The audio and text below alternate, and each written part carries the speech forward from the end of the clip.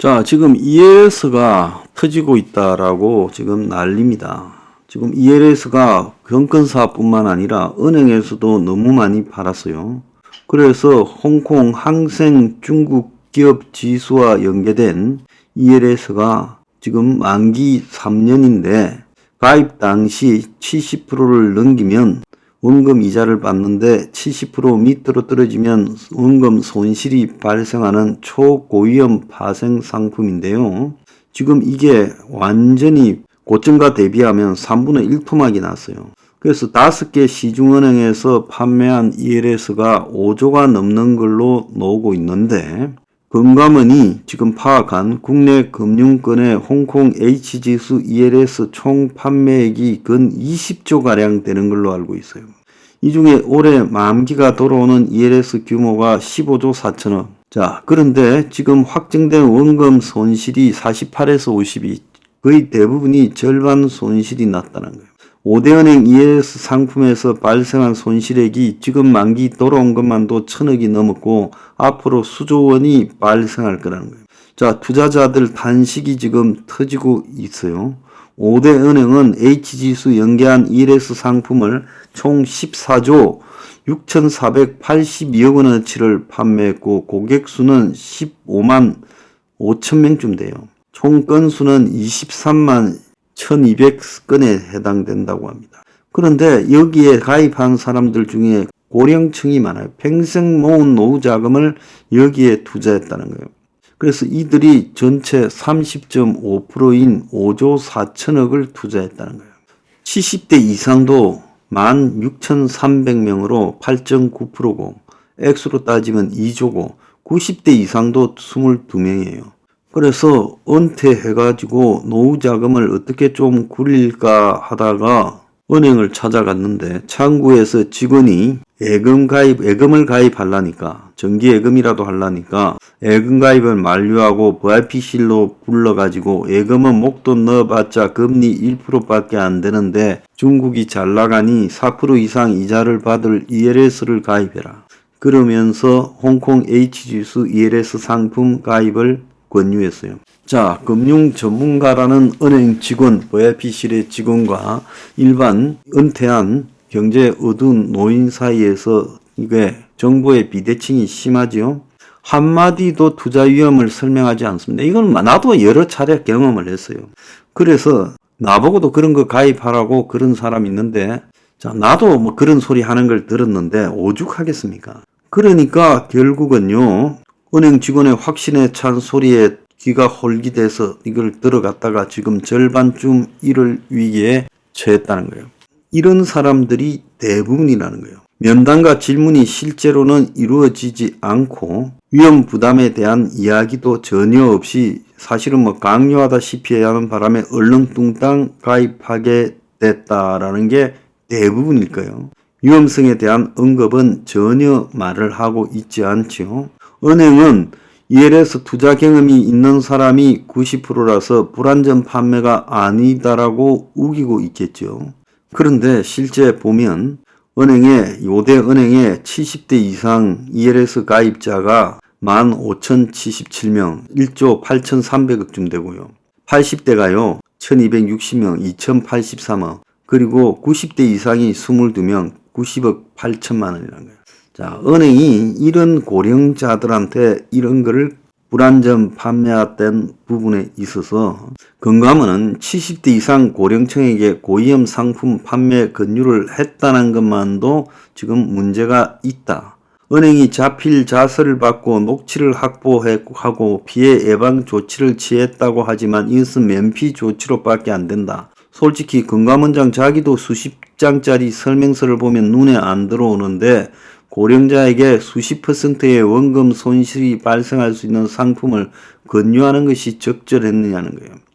그래서 은행이 대가를 치러야 된다고 생각합니다. 가면요, 이런 식으로 고위험 상품을 권유하는 것이 아예 몸에 배였어요.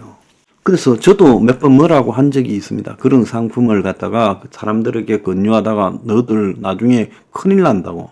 그런데 이런 식으로 은행이 지금 불안전 판매를 하고 있는 부분에 대해서 일부 배상을 해야 될 거다라고 하는 이야기도 나오고 있는데, 그런데 이제 고령자를 어느 기준으로 보느냐. 그래서 이게 과거에는 70세에서 지금 금융소비자법에서 65세로 하향이 됐다는 거예요. 더 나아가서요, 돈 많은 은행이 자기 방어를 위해서 훨씬 더 잘 하겠죠.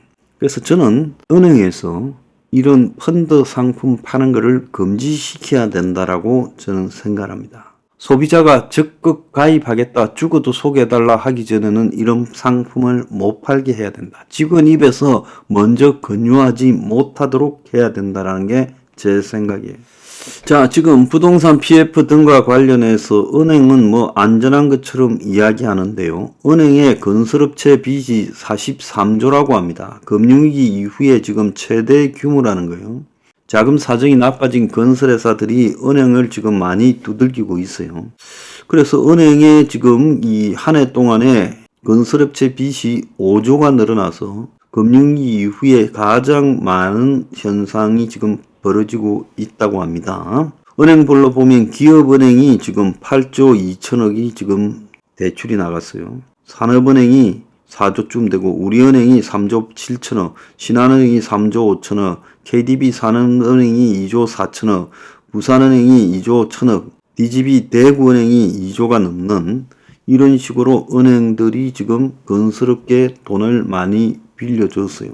그런데 지금 이런 은행에서 빌린 돈을 이제 건설업체들이 갚지 못하는 일이 발생을 하고 있어요.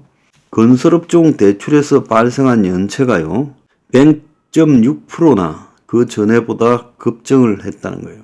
2년 전에 비하면 218%나 급증했어요.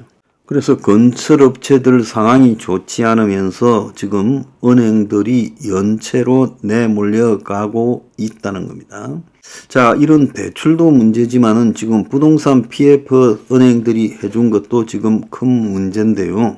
건설업체들의 은행권 대출이 지금처럼 쌓였던 글로벌 금융위기 때 건설업체들이 일으킨 80조 규모의 부동산 PF가 큰 압박이었고, 위기감이 극에 달해서 건설업체 구조조정이 지금 되어서 65개가 퇴출이나 워크아웃 될 거라고 했죠. 그래서 은행권의 부동산 PF하고 대출은 당장은 선순위 대출이라서 부실 위험이 크지 않겠지만은 장기적 관점에서 이것도 심각한 문제가 있다는 거예요. 자, 이 와중에 은행의 주택담보대출이 일주일 새 1.3조가 늘었다는 거예요.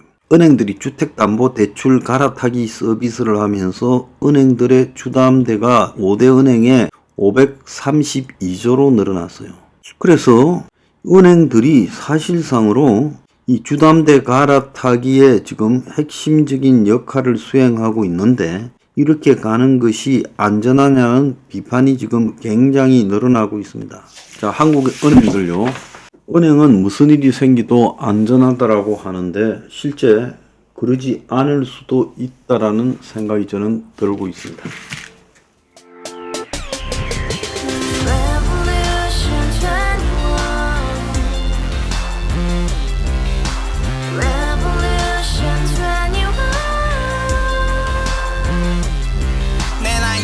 월세 30 코인빚만 300 서울에 온 지 벌써 10년 아둥바둥 버텼지만 여전히 난 반지 하에 제왕 곰팡이 연문제약 내비랑 깡통망통 완전히 폭망 90원 창문만큼 작아진 내 꿈 연애 결혼 내 집 모든 게 헛꿈 1년 전 떠난 여친 울며 말했지 같이 써봤자 평생 가본 게 꼭꼭꼭라지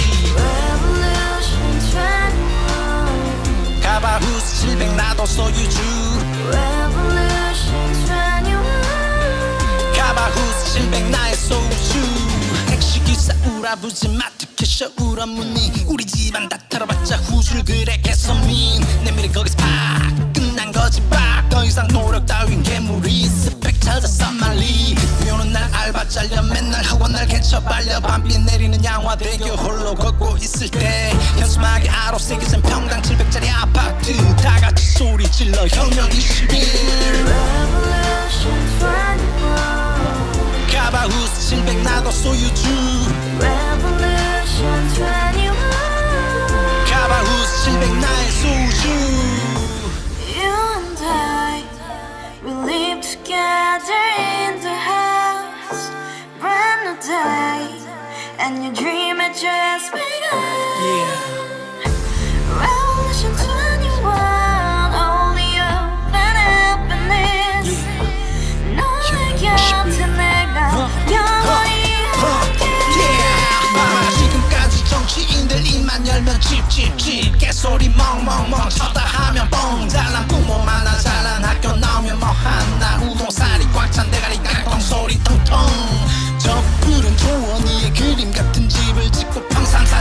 뭐에